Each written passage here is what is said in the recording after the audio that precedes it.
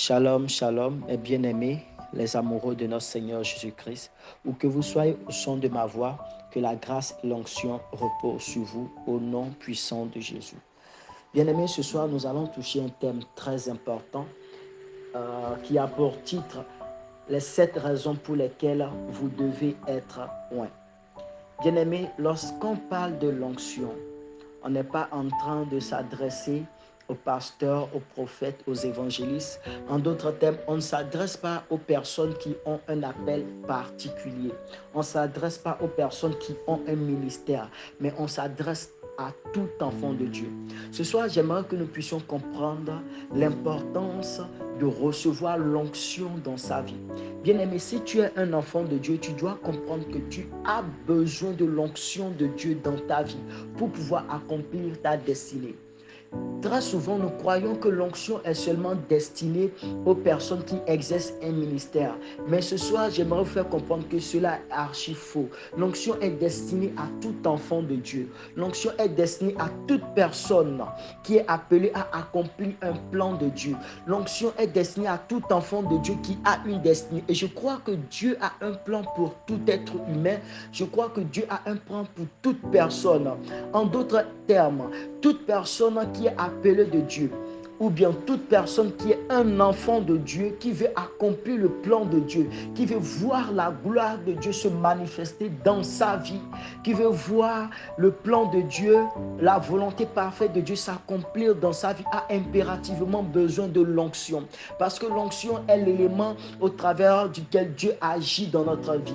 L'onction est cet élément à travers lequel Dieu se manifeste, Dieu travaille avec nous. En d'autres termes, sans l'onction de Dieu dans notre vie, nous ne pouvons rien.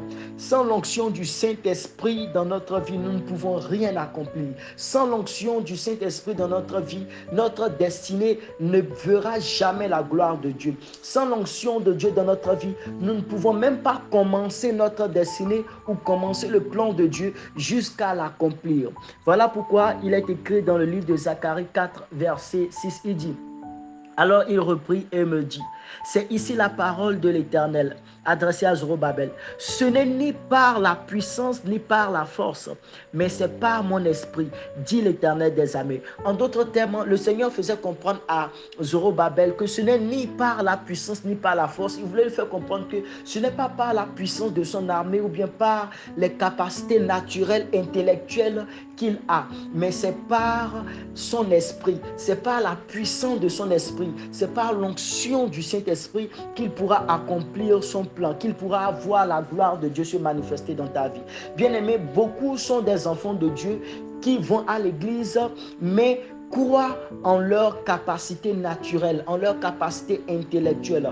Beaucoup sont des enfants de Dieu qui ont du mal à accepter l'onction de Dieu dans leur vie pour accomplir leur destinée.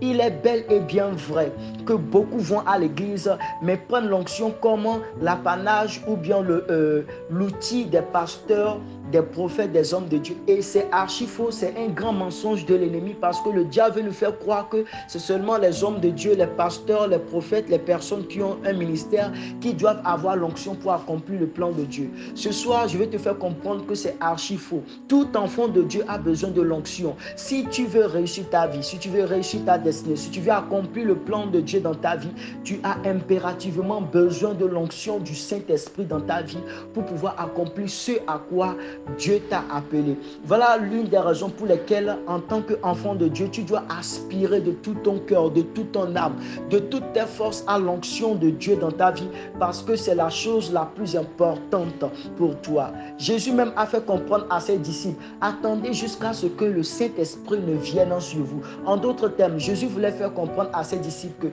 si le Saint-Esprit ne vient pas sur vous, si vous ne recevez pas la puissance, si vous ne recevez pas l'onction, vous ne pouvez rien faire. Si vous ne recevez pas l'onction, vous ne pouvez rien accomplir. Et cela est de même pour tout enfant de Dieu, pour toute personne qui est appelée de Dieu, ou bien qui a une destinée, ou bien qui veut réussir sa vie. Je vais faire comprendre simplement que cette personne a obligatoirement besoin de l'onction de Dieu dans sa vie. Et ce soir, j'aimerais vraiment attirer notre attention sur un désir ardent d'aspirer aux dons les meilleurs. Comme l'apôtre Paul le dit dans le livre de 1 Corinthiens, le verset et le chapitre 14, l'apôtre Paul nous fait savoir aspirer aux dons les meilleurs, versets 1 et 2. Il nous fait savoir d'aspirer aux dons les meilleurs. En d'autres termes, l'apôtre Paul nous appelle à aspirer aux dons du Saint-Esprit. L'apôtre Paul nous appelle à aspirer à l'onction du Saint-Esprit pour pouvoir accomplir notre destinée. Alléluia. Dans le livre de 1 Samuel chapitre 10, la Bible nous fait savoir que Samuel a oint Saül. Et dans le verset 6, la Bible nous dit clairement que lorsque Samuel a oint Saül, il est devenu une nouvelle personne. Il a été transformé en une nouvelle personne. En d'autres termes, l'onction est la puissance de Dieu qui transforme. L'onction est la puissance de Dieu qui fait de nous une nouvelle personne.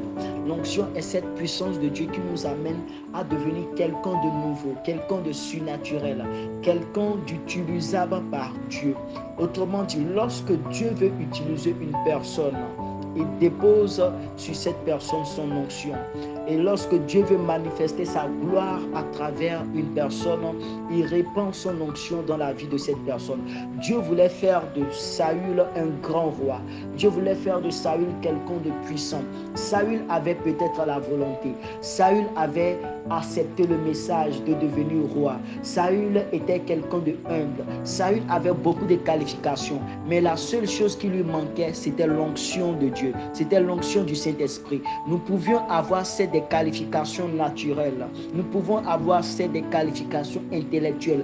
Nous pouvons avoir tout type de qualifications possibles que nous pouvons avoir sur le plan naturel. Mais sans l'onction, nous sommes inutilisables. Sans l'onction du Saint-Esprit, Dieu ne peut pas nous utiliser. Ce qui amène Dieu à nous utiliser, à faire de nous ce que nous sommes, c'est grâce à l'onction. Et ce soir, ma prière pour toi, c'est que ta soif pour l'onction du Saint-Esprit, ton désir ardent, ta soif d'obtenir l'onction, de voir l'onction se manifester dans ta vie puisse croître, parce que tu en as besoin plus que toute autre chose dans ta vie. La chose dont tu as le plus besoin dans ta vie, dans ta destinée, c'est de l'onction du Saint-Esprit. C'est cette onction qui transforme, c'est cette onction qui élève, c'est cette onction qui nous amène à voir la gloire de Dieu, c'est cette onction qui nous amène à accomplir le plan de Dieu. Alléluia. Comme nous l'avions vu précédemment, les disciples de Jésus ont eu besoin de l'onction. Quand bien même ils avaient travaillé aux côtés de Jésus, la Bible nous fait savoir que Jésus leur a donné cet avertissement. Attendez jusqu'à ce que la puissance du Saint-Esprit vienne sur vous. Autrement dit, Jésus voulait aussi faire savoir à ses disciples que s'ils voudraient être utilisés par Dieu, ils devraient attendre que l'onction du Saint-Esprit vienne sur eux.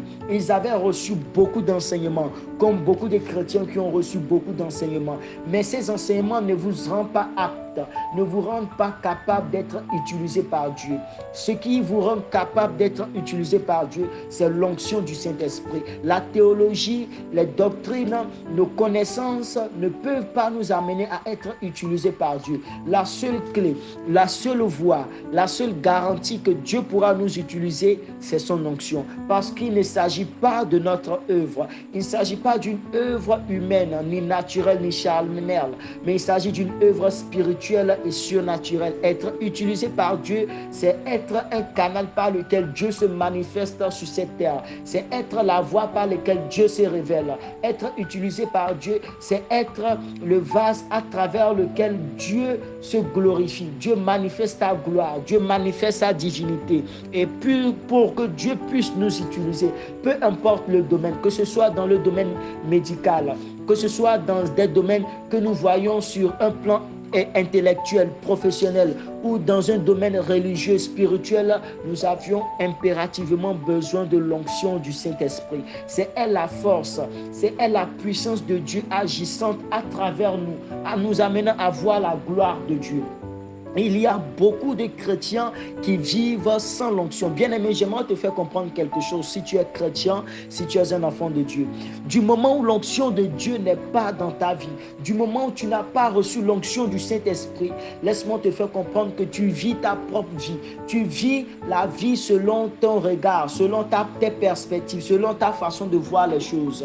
Parce que tu n'es pas encore un outil entre les mains de Dieu. Ce qui te garantit, ce qui fait de toi un outil entre les mains de Dieu, c'est l'onction du Saint-Esprit. Parce que l'onction t'amène là où Dieu veut que tu ailles. L'onction t'amène à écouter Dieu. L'onction t'amène à faire des prodiges, à faire ce que l'homme ne peut pas faire. Parce que si c'est ta capacité qui le fait, ce n'est plus l'œuvre de Dieu, ce sont tes œuvres. Mais si c'est Dieu qui le fait à travers toi, maintenant c'est l'œuvre de Dieu. Et puisque nous sommes appelés à accomplir le plan de Dieu, nous sommes appelés à accomplir les œuvres de Dieu, nous avions tous besoin de l'onction du Saint-Esprit. Nous avons tous besoin de la puissance du Saint-Esprit dans notre vie pour pouvoir accomplir notre destinée. Alléluia. Vous devrez être oint parce que même Jésus a entendu d'être oint pour commencer son ministère. Même Jésus qui est le Fils de Dieu, qui est venu parmi les hommes, a attendu, a prié afin que l'onction puisse venir sur lui. La Bible nous fait savoir clairement que lorsque Jésus était en train de se faire baptiser, pendant qu'il priait, le Saint-Esprit est descendu sur lui sous forme d'une colombe. D'autres versions nous font savoir dans le livre de Luc 3, versets 21 à 23, la Bible dit, lorsque Jésus priait, le ciel s'ouvrit et le Saint-Esprit descendit sur lui sous une forme corporelle comme une colombe. Alléluia. Et une voix se fit entendre du ciel. En d'autres termes, Jésus même a attendu que l'onction puisse venir dans sa vie.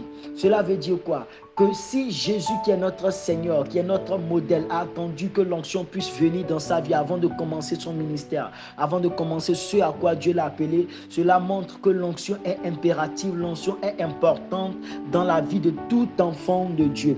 Amen.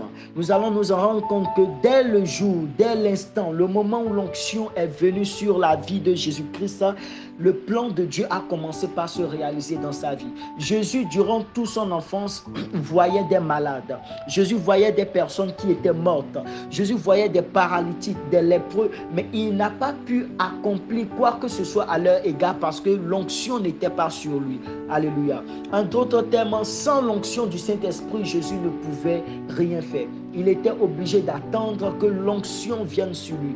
Jésus avait beaucoup de compassion pour toutes les personnes qui étaient en difficulté. Comme bon nombre d'entre vous, vous avez des compassions pour bon nombre de personnes dans différentes situations. Mais ce dont vous avez besoin pour pouvoir aider ces personnes, c'est de recevoir l'onction du Saint-Esprit. Et c'est ce que Jésus a attendu de recevoir afin de pouvoir venir au secours de l'humanité, afin de pouvoir commencer par accomplir le plan de Dieu. Bien-aimés, si Jésus a eu besoin de l'onction, je crois que toi aussi tu as besoin de l'onction. La Bible nous fait savoir que Jésus a prié. Lorsqu'il priait, l'onction est venue sur sa vie. En d'autres termes, Jésus désirait, il aspirait, il attendait que l'onction puisse venir dans sa vie. Autrement dit, toi aussi, enfant de Dieu, tu as besoin de prier, de désirer, d'attendre que l'onction vienne dans ta vie.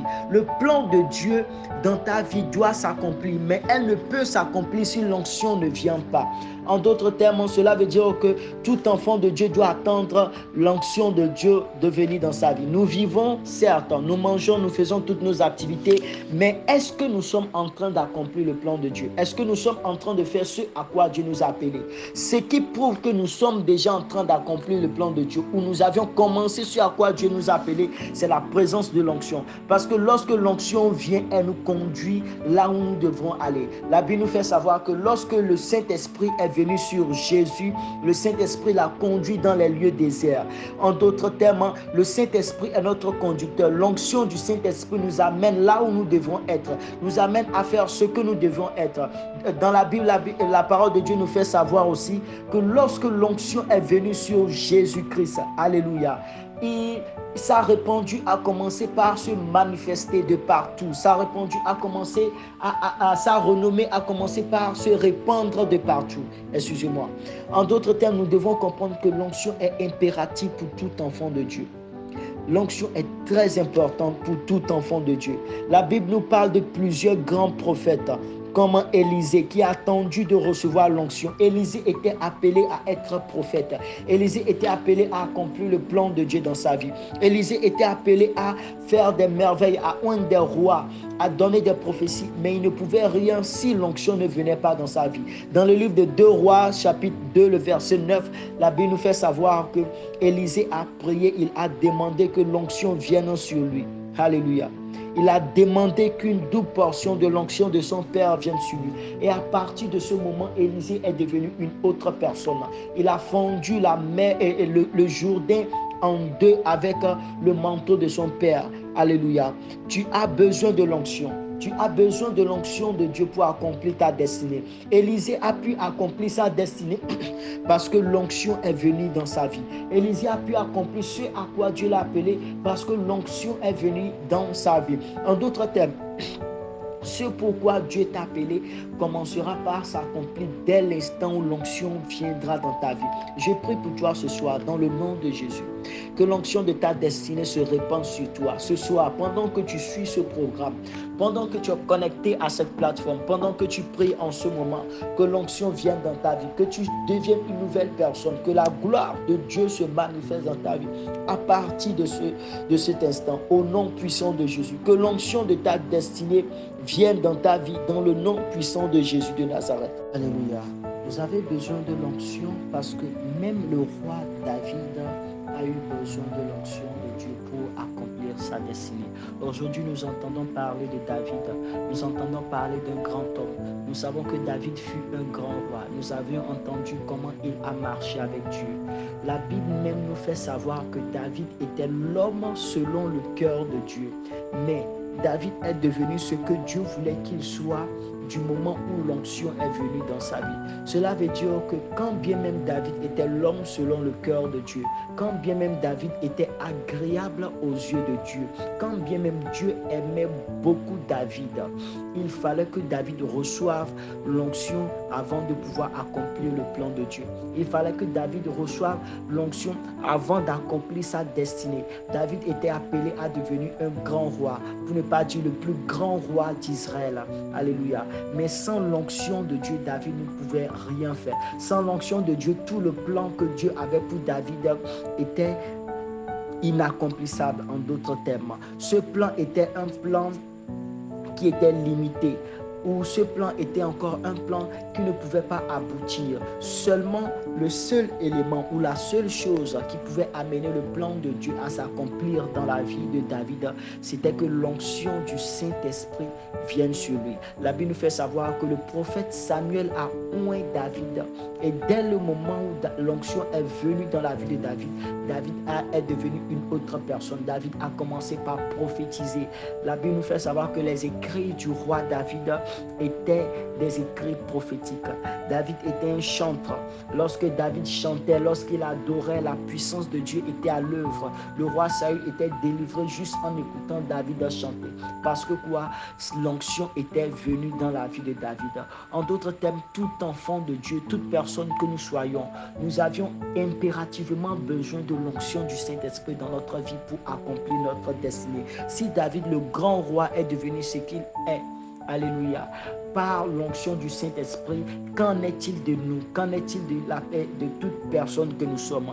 Nous avions tous besoin de l'onction de Dieu. Nous sommes bel et bien des bien-aimés de Dieu. C'est bel et bien vrai que Dieu nous aime, le Saint-Esprit nous aime, mais ce dont nous avions besoin pour accomplir le plan de Dieu, ce dont nous avions besoin pour réaliser ce à quoi Dieu nous a appelés, c'est l'onction du Saint-Esprit, sans laquelle nous ne pouvons absolument rien faire. Nous allons aussi voir le cas du prophète Moïse. La Bible nous fait savoir que Moïse a discuté avec Dieu. Moïse a insisté à Dieu en lui faisant comprendre qu'il ne pouvait pas marcher, il ne pouvait pas aller plus loin, il ne pouvait pas avancer, il ne pouvait absolument rien faire si Dieu ne l'accompagnait pas. En d'autres termes, Moïse faisait référence à l'onction du Saint-Esprit. Nous pouvons le voir dans le livre de Exode, le chapitre 33, versets 15 à 19. Moïse faisait référence à l'onction du Saint-Esprit sans laquelle il ne pouvait rien faire. Moïse insistait, Moïse s'assurait que l'onction du Saint-Esprit était avec lui partout où il allait. Oh bien-aimé, toi qui m'écoutes ce soir, tu as besoin de l'onction du Saint-Esprit plus que toute autre chose dans ta vie.